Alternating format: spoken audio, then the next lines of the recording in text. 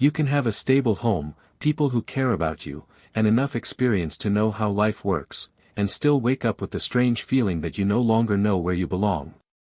Nothing dramatic has happened. Yet the person you used to be does not fit as comfortably as before, and the person you are becoming has no clear name. That feeling is often described as being lost. But being lost after 50 is not always a lack of direction. Sometimes it is the friction between an old identity and a life that no longer requires it. The role that once organized your days may still be organizing your sense of worth, even after the world around you has changed. For decades, identity can become attached to roles: the reliable employee, the parent who solves everything, the partner who keeps the peace, the strong friend, the responsible sibling, the person everyone calls when something goes wrong. These roles are not false. They contain real love, effort, skill, and sacrifice. The problem begins when a role stops being something you do and becomes the only convincing answer to the question, who am I? Then life changes. Children need you differently. Work becomes less central or ends. A relationship shifts. Your body asks for a different pace. People who once depended on you become independent. And instead of feeling free, you may feel strangely unnecessary. This is where many people misunderstand themselves. They assume the emptiness means they have failed to create a meaningful life. But the deeper issue may be that meaning was concentrated in one narrow identity. When that identity weakens, the rest of the self can feel invisible. Research on adult development describes midlife as a pivotal period where gains and losses exist at the same time. You may have more perspective, emotional knowledge, and freedom than before, while also facing changes in work, family, health, and time. Retirement research shows something similar: leaving a major role can change routine, social contact, purpose, and self-definition. The transition is not automatically harmful, but it can expose how much of a person's identity was supported by one structure. Imagine someone named Daniel, 57. For 30 years, he was known as the person who could handle pressure. At work, people came to him with emergencies. At home, he solved practical problems before anyone asked. His calendar was full, his phone kept ringing, and exhaustion felt like proof that he mattered. Then his company reorganized. Daniel kept his job, but his authority was reduced. Around the same time, his youngest child moved away. Nothing had been taken from him completely, yet the daily evidence of being needed began to disappear. At first, he called it boredom. He bought equipment for new hobbies and left it unopened. His wife suggested a weekend trip, but he said it seemed pointless. Friends invited him to join a community project, and he found reasons not to go. He kept saying he needed to figure out what he wanted, but every possibility felt too small. One evening, his wife asked a simple question: "Do you actually miss the work, or do you miss being the person everyone needed?" Daniel became defensive. The question sounded unfair because he had genuinely cared about his work and family. But later, alone in the kitchen, he noticed that every idea he rejected had one thing in common: none of them made him immediately important.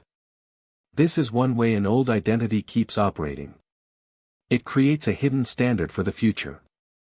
A new activity must provide the same status, usefulness, certainty, or recognition as the old role. A quiet interest does not feel meaningful enough. A beginner's position feels embarrassing. Rest feels unearned. Curiosity feels irresponsible. So the person waits for a new purpose that feels as powerful as the old one, while dismissing the small experiences from which a new identity is actually built. Psychologists sometimes describe identity as both continuity and change. We need to feel connected to the person we have been, but we also need enough flexibility to respond to a changing life. Too little continuity can feel disorienting.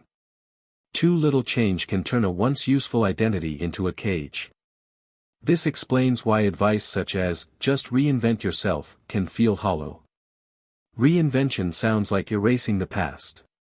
Most people do not need to become a completely different person. They need to discover which parts of the old identity were genuine values and which parts were only roles, routines, or survival strategies. Daniel's reliability, for example, was real. His ability to stay calm, organize problems, and support people did not disappear when his position changed. But the belief that he had value only when others urgently needed him was not the same thing as reliability. One was a strength. The other was a condition he had placed on belonging. This distinction matters. A role answers, what was I responsible for? A value answers, what quality was I expressing? The role of manager may end, while leadership remains. Daily parenting may change, while care remains. A marriage may end, while loyalty, tenderness, or courage remain. A strong identity can survive change when it is rooted in values rather than a single job, relationship, or obligation. But there is another part of this pattern that is easy to miss. Your old identity may not be holding on because it is stubborn. It may be holding on because it once protected you. Perhaps being useful earned approval in your family. Perhaps being calm prevented conflict. Perhaps achievement brought safety. Perhaps caring for everyone else kept you from noticing your own uncertainty. Over time, the role became more than a role. It became a private agreement: as long as I am this person, I will have a place. That is the deeper inversion. You may not feel lost because you have no identity. You may feel lost because an old identity is still trying to protect your worth, even though the life it was built for has changed. The confusion is not proof that nothing remains. It is the discomfort of separating who you are from what once made you feel secure. This is why the next step is rarely a dramatic decision. It is usually a series of smaller acts that teach the nervous system and the mind that you can remain worthy while being unfamiliar to yourself. Start by naming the identity that has organized your life. Not your job title alone, but the emotional role beneath it: the rescuer, the achiever, the peacemaker, the provider, the invisible helper, the person who never needs help. Then ask what that role gave you. Approval? Predictability? Control? A reason to avoid your own needs? A clear place in the family? Next, separate the value from the performance. If you were the provider, perhaps the deeper value was responsibility. If you were the peacemaker, perhaps it was care. If you were the achiever, perhaps it was discipline or curiosity. Keep the value. Question the rule that says it can be expressed in only one way. Then create what might be called an identity bridge. Choose one small activity that connects something familiar in you with something not yet developed. A former manager might mentor one person without needing authority. A lifelong caregiver might join a group where they receive as well as give. Someone who valued competence might learn a skill where being a beginner is unavoidable. The goal is not immediate passion. It is evidence. You are gathering proof that you can exist outside the old role without disappearing. Daniel eventually returned to the community project he had avoided. He did not lead it. For several weeks, he simply showed up, listened, and helped with ordinary tasks. At first, this felt almost insulting to the identity he had carried for years. But gradually, he noticed something important: he still felt useful, yet usefulness was no longer the price of admission.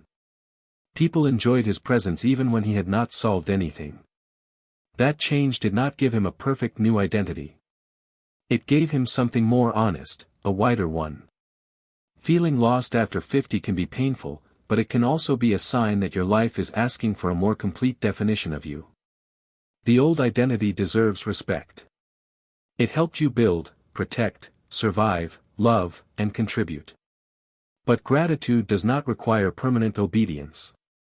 You are not required to abandon everything you have been. You are being asked to stop treating one former role as the boundary of who you are allowed to become. If this sense of emptiness is intense, persistent, or accompanied by other concerning changes, a qualified mental health professional can help you understand whether you are facing a life transition, depression, grief, or something else that deserves support. For now, consider one question: which part of your identity is a living value, and which part is an old job you are still performing? Share the role you are ready to loosen in the comments. You may not be lost. You may simply be standing beyond the identity that once gave you directions.